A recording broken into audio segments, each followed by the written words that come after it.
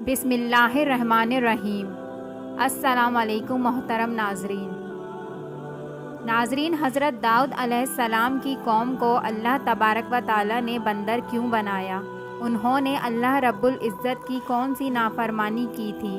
کیا آج بھی جو بندر اس دنیا میں ہیں ان میں سے حضرت داؤد علیہ السلام کی بندر بنی قوم کی نسل بھی شامل ہے؟ یہ سب کچھ ہم جانیں گے اپنی آج کی اس ویڈیو میں۔ اس کے علاوہ حضرت داؤد علیہ السلام کی قوم کے متعلق مکمل معلومات بھی فراہم کریں گے۔ تو ویڈیو شروع کرنے سے پہلے آپ سبھی سے گزارش ہے کہ کائنڈلی چینل کو سبسکرائب کر لیں اور ویڈیو کو اینڈ تک دیکھیں۔ ناظرین، حضرت داؤد علیہ السلام اللہ کے برگزیدہ نبی اور رسول تھے اور اللہ رب العزت نے آپ کو بادشاہت بھی عطا کی تھی۔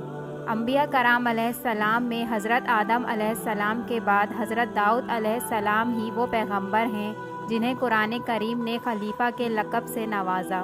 قرآن کریم کی سورہ بنی اسرائیل میں ارشاد ہے، اور ہم نے بعض پیغمبروں کو بعض پر فضیلت بخشی اور داؤد کو زبور عنایت کی۔ ناظرین، حضرت داؤد علیہ السلام کی قوم کے 70,000 آدمی عقبہ کے پاس سمندر کے کنارے اعلیٰ نامین گاؤں میں رہتے تھے، اور یہ لوگ بڑی فراخی اور خوشحالی کی زندگی بسر کرتے تھے۔ اللہ رب العزت نے انہیں بے شمار نعمتوں سے نواز رکھا تھا اور یہ لوگ خدا کی عبادت سے غافل ہو گئے۔ ناظرین، اللہ رب العزت نے ان لوگوں کا اس طرح امتحان لیا کہ ہفتے کے دن کا ادب ان پر لازم قرار دیا، اور اس دن ان پر مچھلیوں کا شکار حرام فرما دیا اور ہفتے کے باقی دنوں میں شکار حلال کر دیا، مگر اس طرح ان لوگوں کو آزمائش میں مبتلا فرما دیا کہ ہفتے کے دن بے شمار مچھلیاں سمندر میں آتی اور باقی دنوں میں کم آتی، تو شیطان نے ان لوگوں کو یہ بہکانا شروع کر دیا کہ سمندر سے کچھ نالیاں نکال کر خشکی میں چند روز بنا لو۔ جب ہفتے کے دن ان نالیوں کے ذریعے مچھلیاں حوض میں آ جائیں تو نالیوں کا منہ بند کر دو اور اس دن شکار نہ کرو، بلکہ دوسرے دن آسانی کے ساتھ ان مچھلیوں کو پکڑ لو۔ ناظرین، ان لوگوں کو یہ شیطانی بہکاوا بازی پسند آ گئی، اور ان لوگوں نے یہ نہیں سوچا کہ جب مچھلیاں نالیوں اور حوضوں میں پھنس جائیں گی تو یہی ان کا شکار ہو گیا، تو ہفتے ہی کے دن شکار کرنا پایا گیا جو لوگوں کے لیے حرام تھا۔ اس موقع پر ان لوگوں کے 3 گروہ بن گئے۔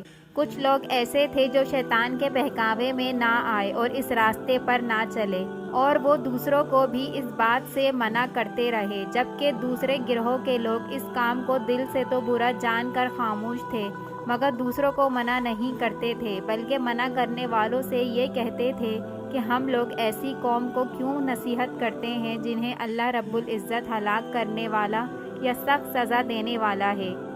جبکہ تیسرا گروہ وہ سرکش و نافرمان لوگ تھے جنہوں نے حکم خداوندی کی علانیہ مخالفت کی، شیطان کے بہکاوے میں آ کر اور اس کی بات کو مان کر ہفتے کے دن شکار کر لیا اور ان مچھلیوں کو کھایا اور بیچا بھی۔ جب ان نافرمان لوگوں نے اللہ رب العزت کی نافرمانی کر کے ہفتے کے دن شکار کر لیا تو منع کرنے والے لوگوں نے اب ان لوگوں سے کہا کہ ہم ایسے نافرمان لوگوں سے کوئی میل ملاپ نہیں رکھیں گے۔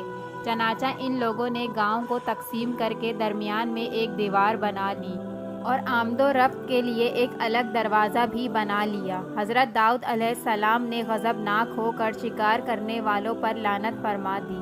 اس کا اثر یہ ہوا کہ ایک دن قطع کاروں میں سے کوئی بھی باہر نہ نکلا، تو انہیں دیکھنے کے لیے کچھ لوگ دیوار پر چڑھ گئے۔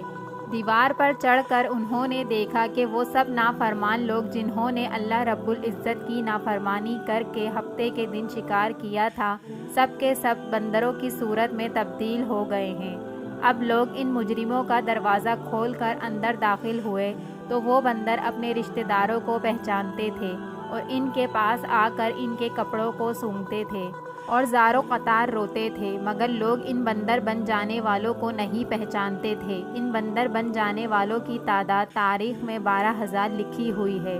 یہ سب 3 دن تک زندہ رہے اور اس درمیان میں کچھ بھی کھا پی نہ سکے، بلکہ یوں ہی بھوکے پیاسے سب کے سب ہلاک ہو گئے۔ شکار سے منع کرنے والا گروہ ہلاکت سے سلامت رہا اور دل سے برا جان کر خاموش رہنے والوں کو بھی اللہ رب العزت نے ہلاکت سے بچا لیا۔ سورہ بقرہ کی آیت نمبر 65 میں اللہ رب العزت کا ارشاد ہے، اور بے شک ضرور تمہیں معلوم ہے کہ تم میں سے وہ جنہوں نے ہفتے کے دن سرکشی کی تو ہم نے ان سے فرمایا کہ ہو جاؤ بندر دھتکارے ہوئے۔ یہ واقعہ سورہ اعراف میں موجود ہے، جس سے معلوم ہوتا ہے کہ شیطان کے بہکاوے میں پڑھ کر اللہ رب العزت کے احکامات کی نافرمانیوں کا انجام کتنا برا اور کس قدر خطرناک ہوتا ہے، اور خدا کے نبی جن بدنصیبوں پر لعنت فرما دیں وہ اللہ رب العزت کے عذاب الہی میں گرفتار ہو کر نیست و نابود ہو جاتے ہیں اور دونوں جہانوں میں ذلیل و خوار ہوتے ہیں۔ اس دل دہلا دینے والے واقعے میں ہر مسلمان کے لیے بہت عبرتوں اور نصیحتوں کا سامان ہے۔ کاش اس واقعے سے مسلمانوں کے قلوب میں خوف خداوندی کی لہر پیدا ہو جائے اور دونوں جہانوں کی سربلندیوں سے سرفراز ہو کر اعزاز و اکرام کی سلطنت کی تاجدار بن جائیں۔ اور اب سوال یہ اٹھتا ہے کہ جو اکثر لوگوں کے ذہنوں میں ہوتا ہے کہ اس وقت دنیا میں موجود تمام بندر اسی قوم کی نسل سے ہیں، تو اس کا جواب یہ ہے کہ اللہ رب العزت جس قوم پر عذاب الہی نازل فرماتا ہے تو اس قوم کو ختم کرنے کے ساتھ ہی اللہ رب العزت اس کی نسل کو بھی وہیں ختم کر دیتا ہے۔ حضرت داؤد علیہ السلام کے قوم کی نسل بھی ان کی خاتمے کے ساتھ ہی ختم ہو چکی ہے۔ اللہ رب العزت ہمیں ایسے گناہوں سے محفوظ رکھے، آمین۔ ویڈیو اچھی لگی ہو تو لائک اور سبسکرائب کرنا نہ بھولیے گا۔